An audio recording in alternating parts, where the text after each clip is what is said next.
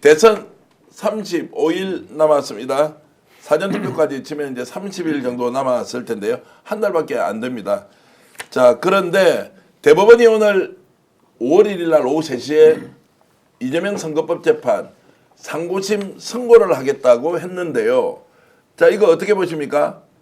모든 것을 빨리 끝내고 깔끔하게 대선으로 들어갈 수 있게 한다라는 것이냐, 아니면 천에 하나 만에 하나 10만에 하나 다른 것들을 생각하고 있느냐. 오늘 가장 자신 있게 얘기할 수 있는 분부터 먼저 얘기해 주시죠. 왜 대법원이 이렇게 빨리 땡겨서 8일 만에 9일 만에 최종적으로 상고심 확정 선고를 하느냐. 왜 그러냐면요. 예. 지금 대법원 같은 경우 이제 사람들이 그렇게 이야기를 합니다. 뭐 법원이 정치적일 수가 있다, 검찰이 정치적일 수가 있다는데 판사들 같은 경우는 사법부의 안정이 있지 않습니까? 대법원의 조직을 가장 중요시 여깁니다.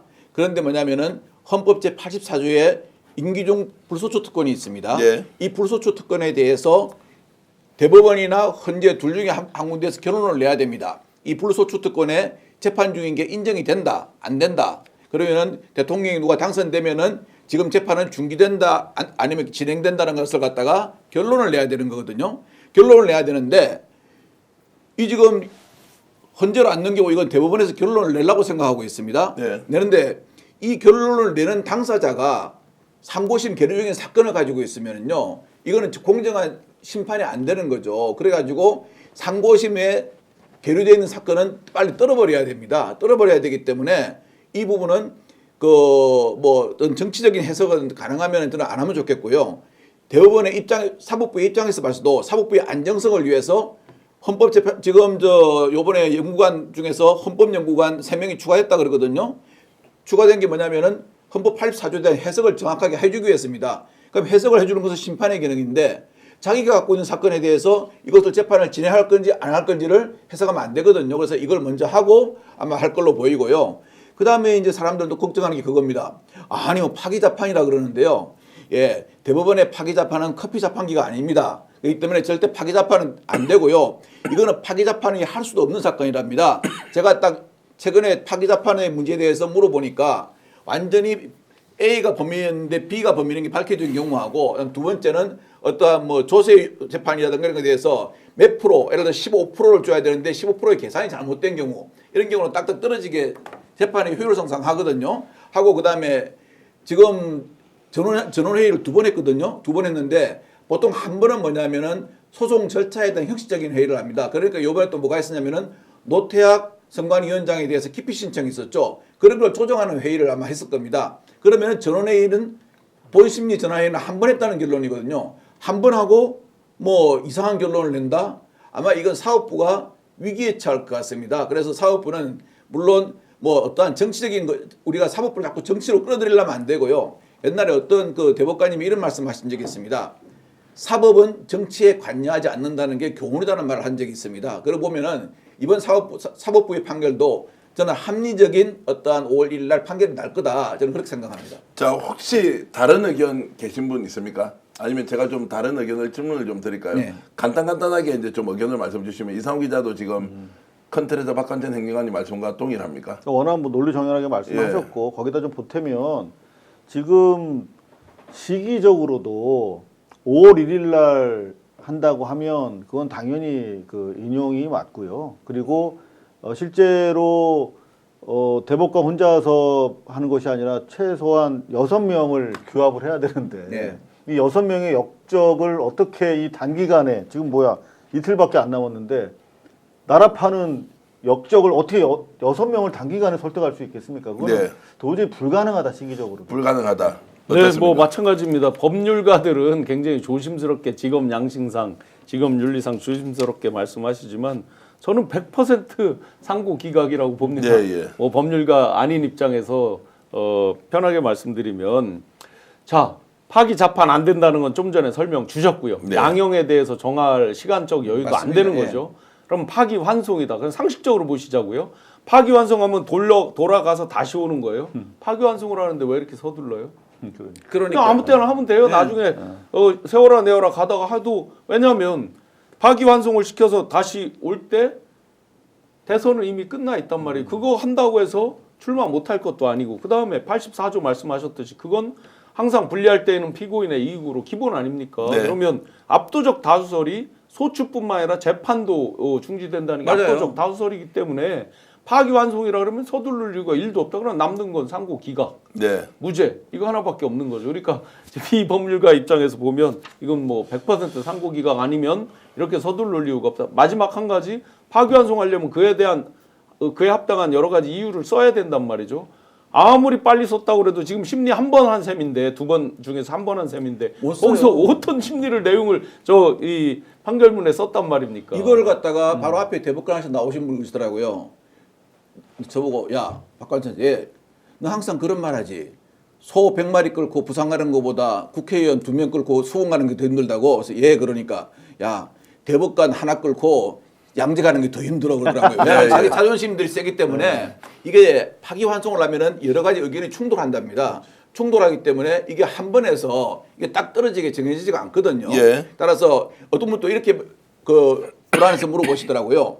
5월 11일이 그 후보 등록 마지막 아닙니까? 그러니까 그 5월 10일 넘어서 하면은 결과적으로 민주당에서 후보 등록 할 수가 없으니까 그 전에 서둘러가 해가지고 하려 그런다. 파기환송을 해가지고 뭐 고등법원을 보내려 그런다 말을 하는데 그거 제가 안심하라고 말씀드릴게요.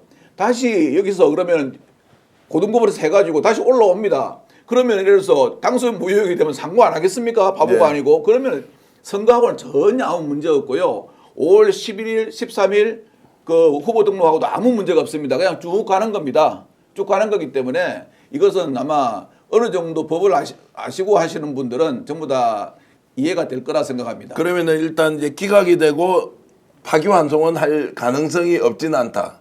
이렇게 보면 됩니까? 아유, 파기환송 예. 가능성도 없다. 파기환송도 가능성까지 없다고 우리가 이제 뭐 보는 것인데. 하면은 대법관에 대한 우리가 모욕이고요. 가능성은 극히 미약하다. 자 그러면은 논리적으로 말이 극히 안 미약하지만 만에 하나라도 그런 일이 그렇죠. 벌어지면 진짜 나라가 발칵 뒤집어진다 말이죠. 그러면 제가 패널을 그만둬야 됩니다. 패널을 그만두니까 이재명이 대통령이 안 되는 일이 생기는데 그런 일은 될 수가 없다니까요. 그렇게 될 수가 없는데 시청자 여러분께 제가 질문을 드리겠습니다.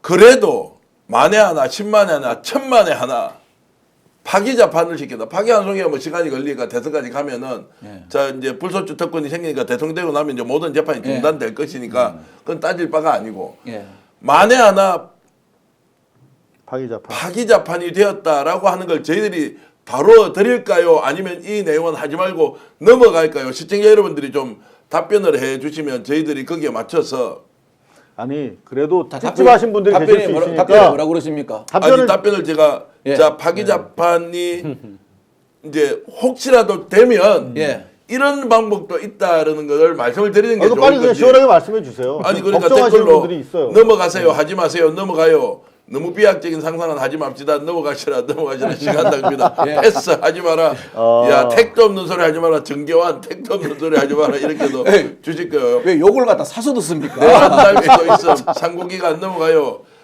파기자판 들을 필요 없습니다. 파기자판 말이 되냐? 그래도 야 이 양 성인님께서는 해주세요라고 하던데 부정한다 하지 말아요. 아니, 제 말이 저보고 예. 현직 제가 지금 집이 서울이지 않습니까? 예. 서울 중앙형사법원의 재판장님이 그러시더라고요. 제가 이제 파기자판이 혹시나 나올 가능성 없습니까 하니까요. 파기자판 나오면 네가 화염병 가가지고 대법원에 던지면 내가 네 무죄 줄게 그러더라고요. 자, 이 정도 맙시다. 파기자판이 되면 이제 말씀드리겠습니다. 파기자판이 되면 혁명이 일어나겠죠. 헌법 소원하고, 대법원은 그래서 방법 하나 또 말씀드리겠습니다. 헌법 소원이라는 제도가 있는데요. 그렇죠. 대한민국 헌법에는 공정한 재판을 받을 권리가 있습니다. 형사상 기본권에 해당하는데요. 여기에 대해서 대법원이 항소심 무죄가 난 것을 파기자판을 통해서 형량을 100만 이상 결정을 하지 않습니까? 그러면 피고인인 이재명은 충분하게 자신의 의사를 밝혀야 되는 권리를 박탈을 당해버린 거예요. 그래서 이것은 대법원의 확정 판결을 받아들일 수 없다라고 하면서 헌법 소원을 내는데 본안까지 시간이 걸리지 않습니까? 일단 이 재판의 최종 결과를 중단해 달라고 가처분 신청을 합니다.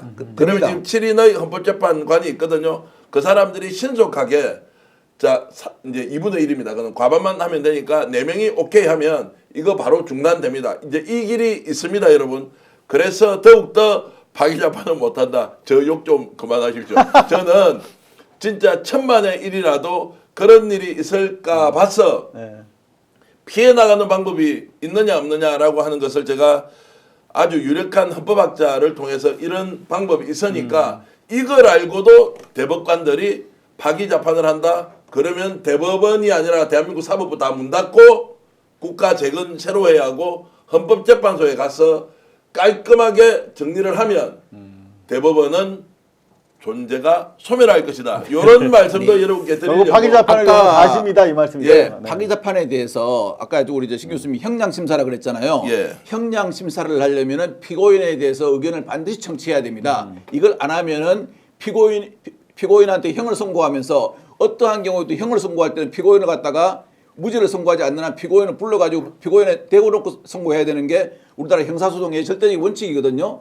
근데 피고인의 의견을 안 듣고 지금 무죄로 올라온 것을 갖다가 형량 심사를 한다는 자체가 중요 형사 절차 위반입니다. 그렇기 때문에 그렇게 되면은 헌법 소원하면 가처분 100% 떨어집니다. 맞습니다. 그러니까 상식으로 보시자고요. 그 파기자판에서 유죄로 올라온 걸 무죄로 하는 거 그냥 무죄하면 무죄인 거죠. 예, 예. 그렇죠. 그런데 무죄로 올라온 걸 유죄로 하려면 지금 이 논리대로 한다면 이 걱정대로 한다면 사실상 한 번 지금 심리를 한 셈인데 아까 말씀하신 대로 2번 중에 그럼 그 사이에 벌써 형량을 다 서로 협의해서 끝냈단 말이에요.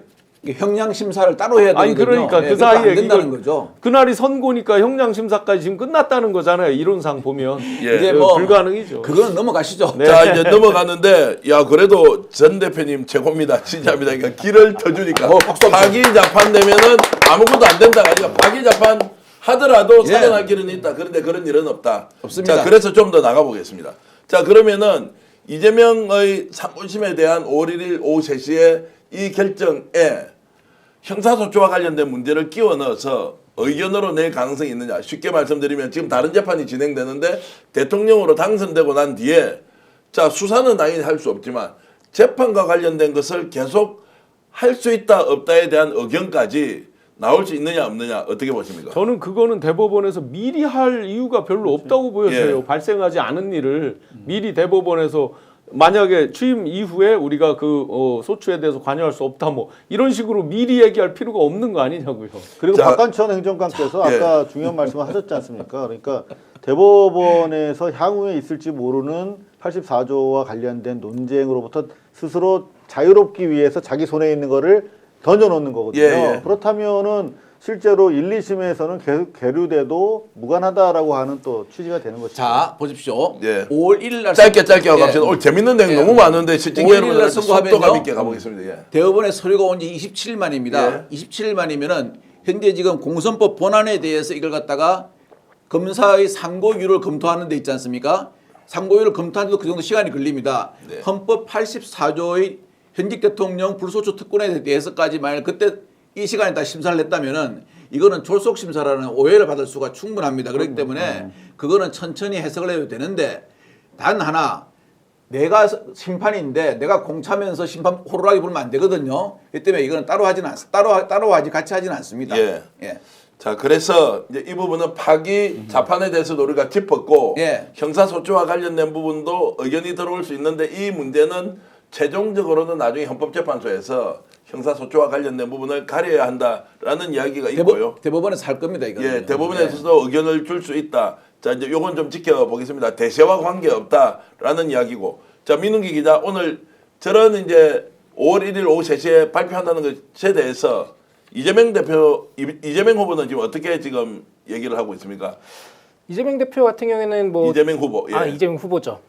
일단 담담하게 받아들이면서 이제 결과를 기다리는 거고요. 민주당에서도 뭐 처음에 이제 대법원이 이렇게 빠른 행보를 했을 때는 좀 당황하고 뭐 얘기를 했지만 지금 이렇게까지 뭐 이런 의견들을 다 민주당에서 들었을 테니까 거기에 대해서는 이제 일단 차분하게 기다리겠다라는 입장을 예. 보이고 있더라고요. 자, 오늘 방송 어떠셨습니까? 마음에 들었다면 구독, 좋아요로 스픽스를 응원해 주십시오. 여러분들의 구독, 좋아요는 가장 큰 힘이 됩니다. 스픽스 구독, 좋아요.